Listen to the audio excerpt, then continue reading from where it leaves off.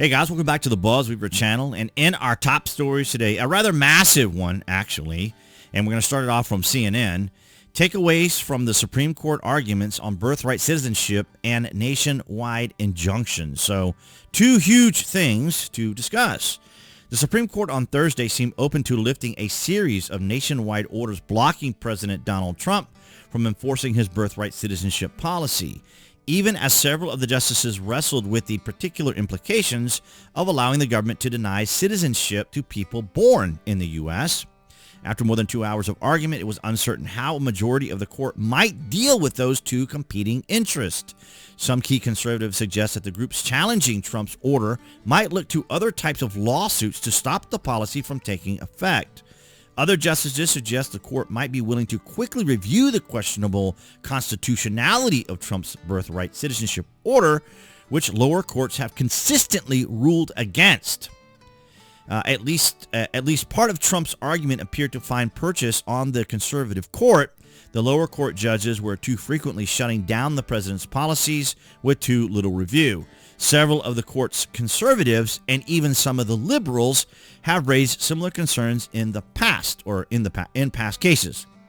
The thing here, ladies and gentlemen, is that CNN didn't get straight to the details. They kind of waxed about what each particular justice was saying.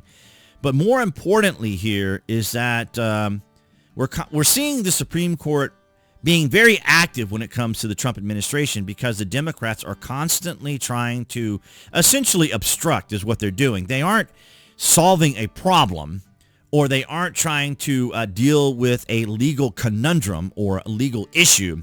They are simply trying to block Trump. Basically, they're rooting against Americans or the cause of Americans who voted for Donald Trump. And so here from the AP, we get a little bit more information.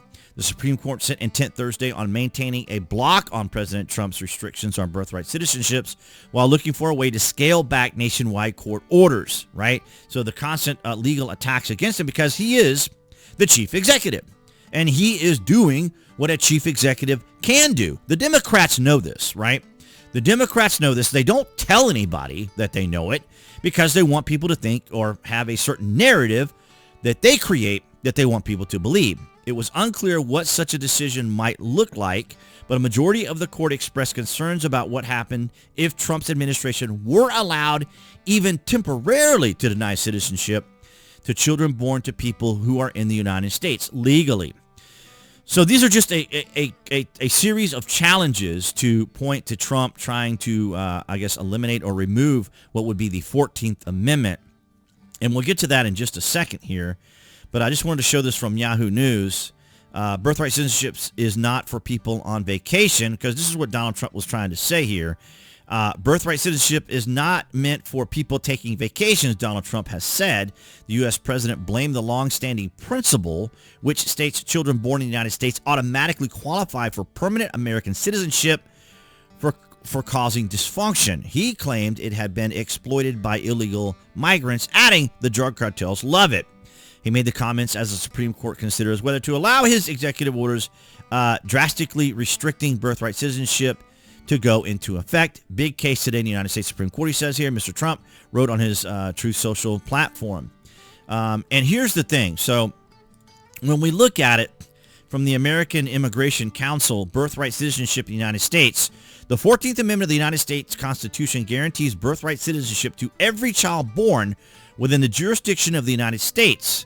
The 1898 Supreme Court case of United States versus Wong Kim Ark established an important precedence in its interpretation of the citizenship clause of the 14th Amendment, in that it is cemented birthright citizenship for children of all immigrants. For over a century, anyone born on U.S. soil has automatically been conferred citizenship at birth, regardless of their parents' immigration or citizenship status. So this has been around since 1898. And of course, the Democrats aren't mentioning that it's an old law or an old amendment, right? Because obviously it's not going to work to their advantage. But so it's under the 14th Amendment. But as you guys may have known, of course, because we're going to cover all the bases here, and I referred to ChatGPT for a little bit of help, is, the question of why Biden and the administration were allowing people to come in here. So, of course, there was no verified evidence supporting the claim that the Biden administration or the Democrat Party has an agenda to deliberately bring undocumented immigrants into the country with the intention of turning them into Democrat voters. Because, of course, we know about voting eligibility. However, some states were allowing individuals to vote in the primary. We'll get into that momentarily. So in the primary, they're just simply voting on who would be the candidate for a particular party.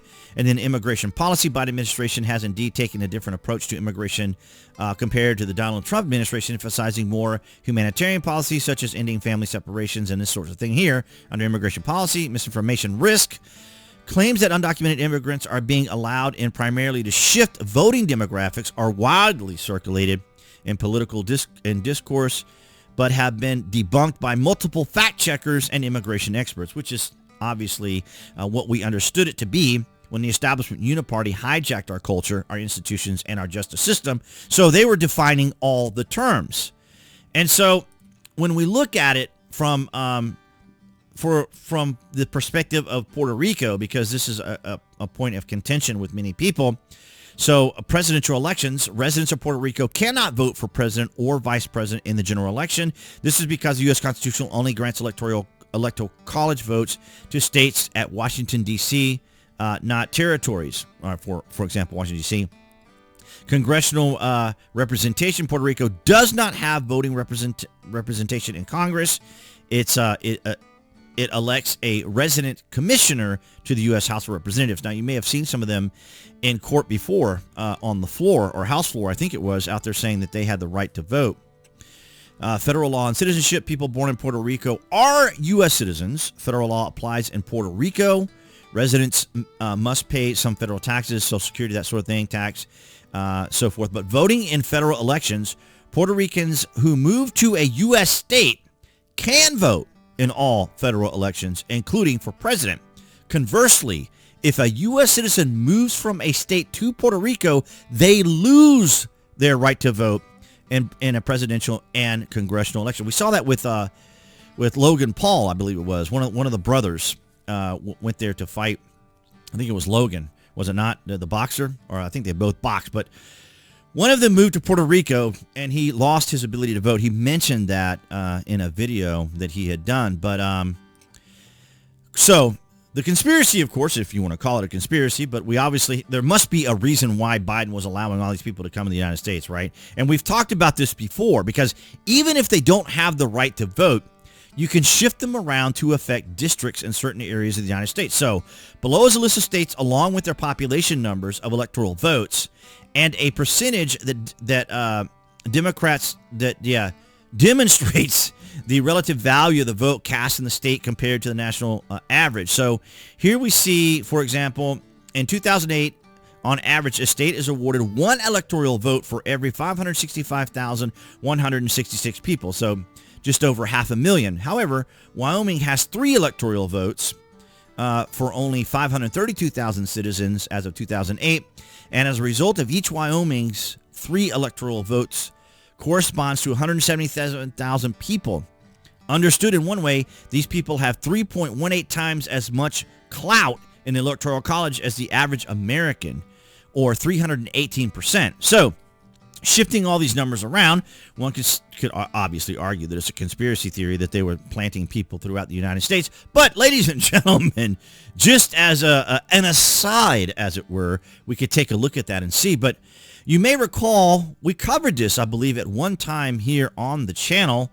We have birth tourism in Spain, in Saipan, causing headaches for USA. That's right. So this was back in 2013. The United States is putting the word out to Chinese travel agencies. Stop allowing pregnant Chinese women to visit the Northern Marianas Island to give birth. Why would the USA care? Because any child born in this string of 15 islands between the Philippines and Hawaii is eligible for U.S. citizenship.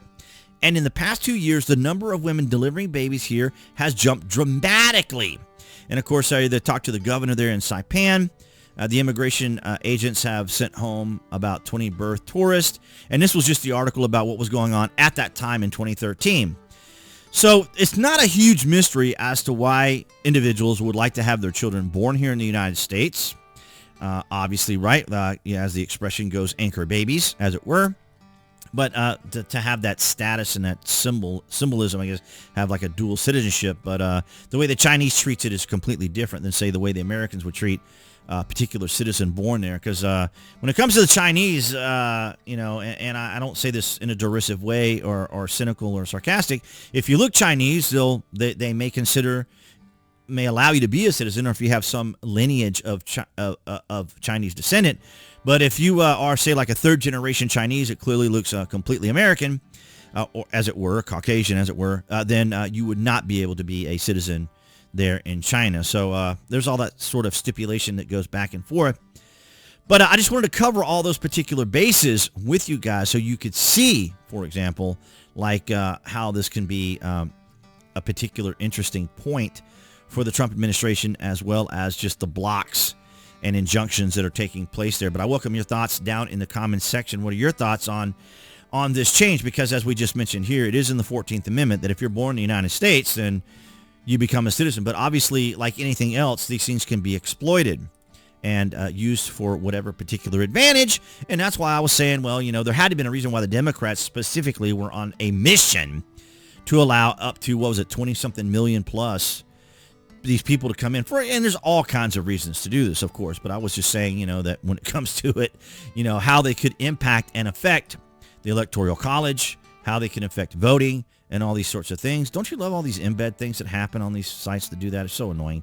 But nonetheless, guys, I welcome your thoughts and opinions down in the comment section, what you guys think about this.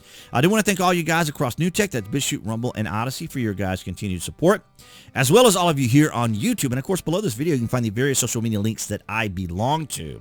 So if you order frequently from Amazon or are an Amazon Prime member, by all means, use my landing page link. Your safety, your privacy is protected. And, of course, speaking of privacy and protection, of course, below that, I have my VPN, Virtual Private Network Trust Zone, one of my favorites. It gets the business done without all the bloat. You guys can check that out. But, of course, your likes, your shares, and your comments help out the channel tremendously, and it is greatly appreciated. Appearing there on the screen for all of you who are watching on YouTube specifically, you guys can click on that icon to subscribe, as well as select notifications. That way you know when it's content here on the channel. And I'll see all you guys tomorrow, right, in the Friday vlog.